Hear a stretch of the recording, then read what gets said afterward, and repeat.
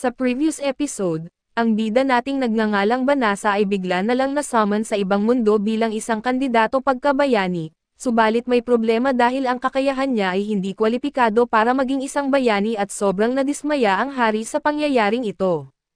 Dahil sa pagkadismaya, nag-utos ang hari na itapon si Banasa sa isang lugar na kung saan ang lugar na ito ay kuta ng mga demonyo para sa paraan na mamatay si Banasa kung sakaling umatake sa kanya ang mga halimaw. Subalit ang di alam ng hari na ang bida nating ito ay may overpowered na kakayahan kaya naman ay nagawa niyang malampasan ang delikadong lugar at nilinis pa niya ito.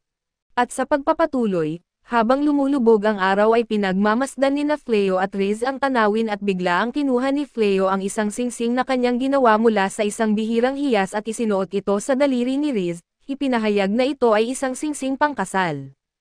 Tuwang-tuwa si Riz at niyakap ng mahigpit si Fleo. Naghihintay sa mga darating na pakikipagsapalaran at makalipas ang ilang araw isang gabi, nagkaroon ng masamang panaginip si Bali Rosa kung saan nagising siya sa isang altar na nakadamit ng itim at napapalibutan ng hindi kilalang kadiliman ang isang lugar na hindi niya alam.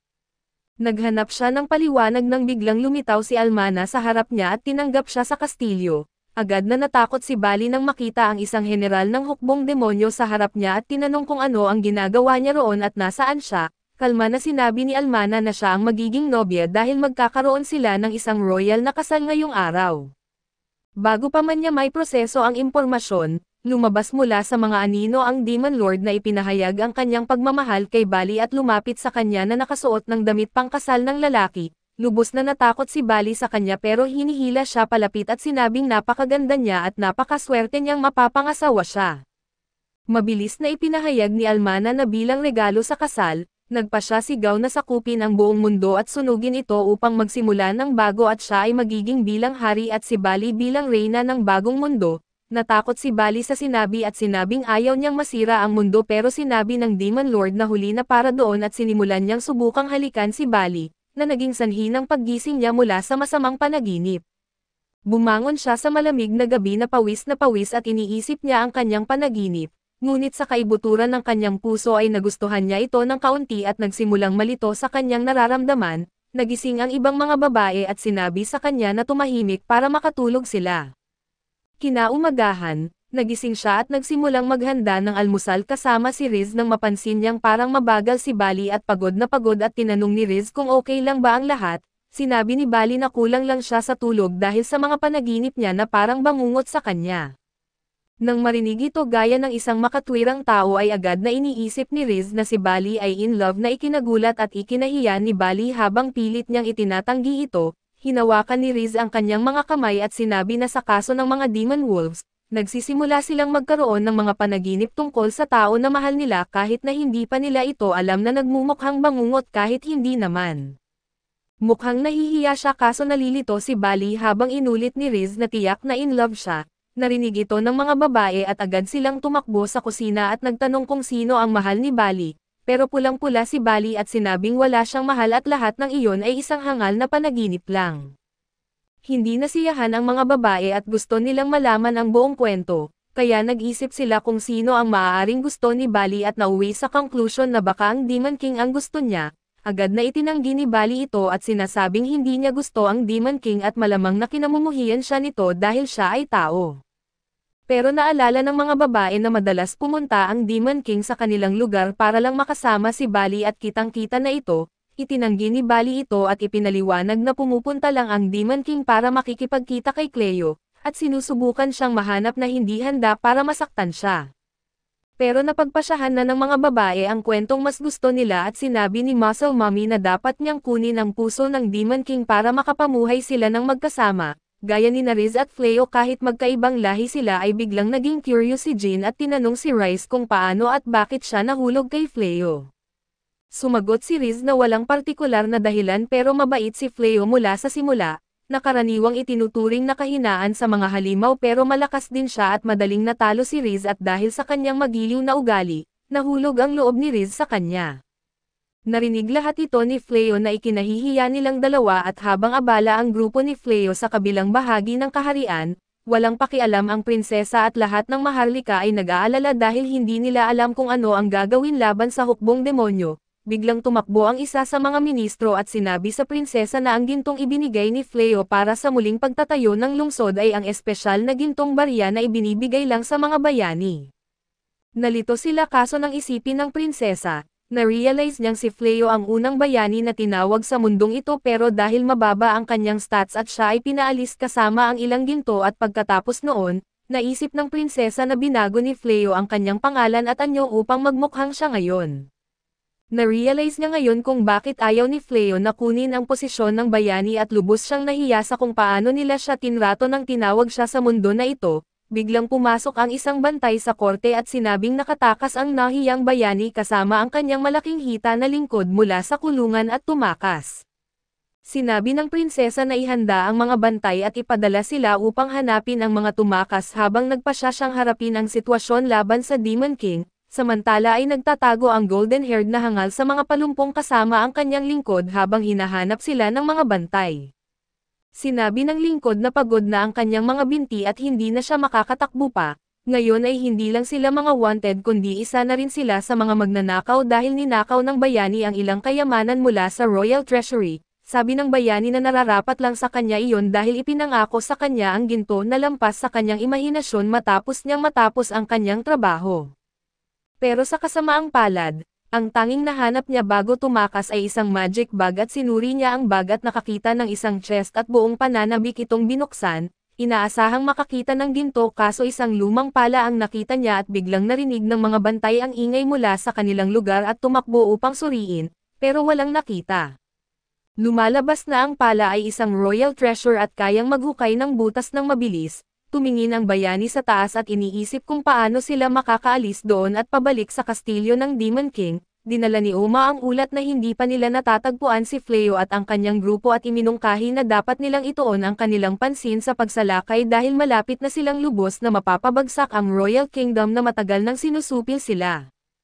Sinabi niyang kahit na napadalisay na ang lupa, nagamit na ng kastilyo ang lahat ng pinakamahuhusay na mga salamangkero nito at malamang na wala na silang maipapadala ngayon, kaya dapat silang magmarcha kasama ang kanilang hukbo patungo sa kabisera at pababagsakin ito.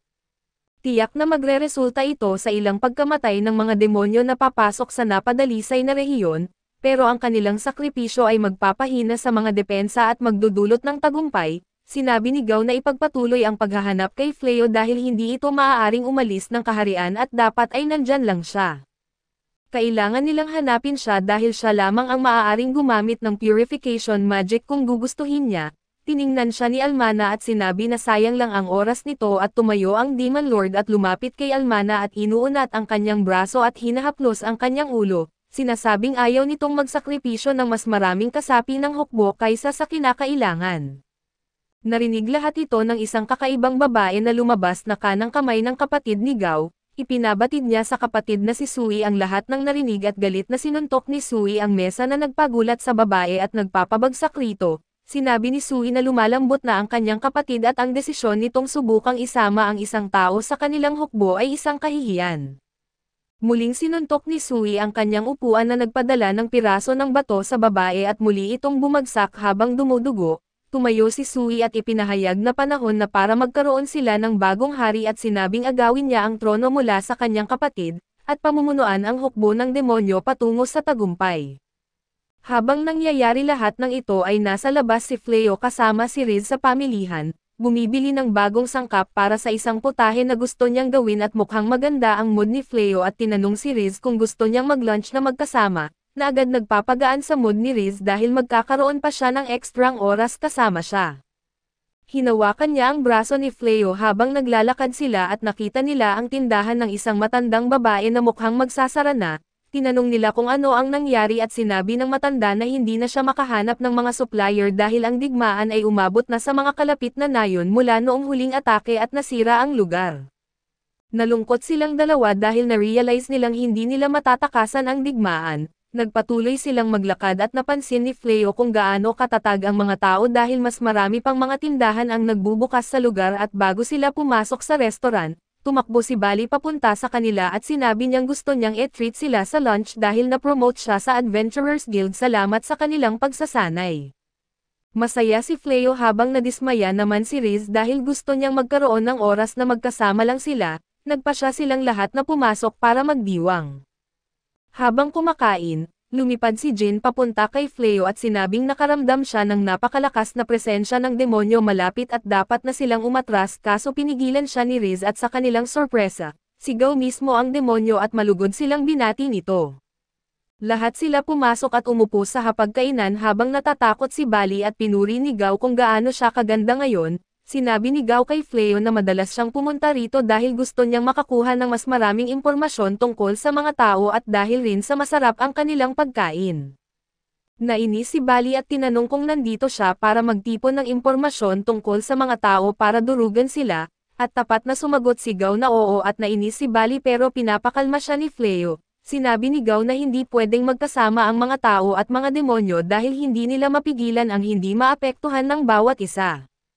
Ipinaliwanag ni Jin na ang mga mas mababang uri ng demonyo ay palaging naglalabas ng espesyal na madilim na mana, na nagpapalason sa hangin para sa mga tao na nagiging dahilan para hindi na ito matitirahan at habang ang mga mas mataas na ranggong demonyo tulad ni Riz at Gao, ay kayang kontrolin ito at marami ang hindi. Bukod pa rito ang ibang demonyo ay ipinanganak na may pagnanais sa dugo at gusto lang nilang lumaban na nagiging mas mahirap ang opsyon ng pagkakaisa. Pagkatapos sabihin iyon ay tumayo si Gao at nagpaalam bago umalis habang tinitingnan ni Bali ang kanyang plato, hindi maintindihan ang kanyang sariling nararamdaman. Pagkatapos ng pagkain, nagkita-kita sila ng iba pa at nagsimulang maglakad pauwi habang lumulubog ang araw at naisip ni Fleo kung gaano siya kasaya, na malaman na ang mga demi-human ay hindi tinatrato bilang mga alipin sa mundong ito pero napagtanto rin niyang hindi lahat ng bagay ay maaaring maging perpekto.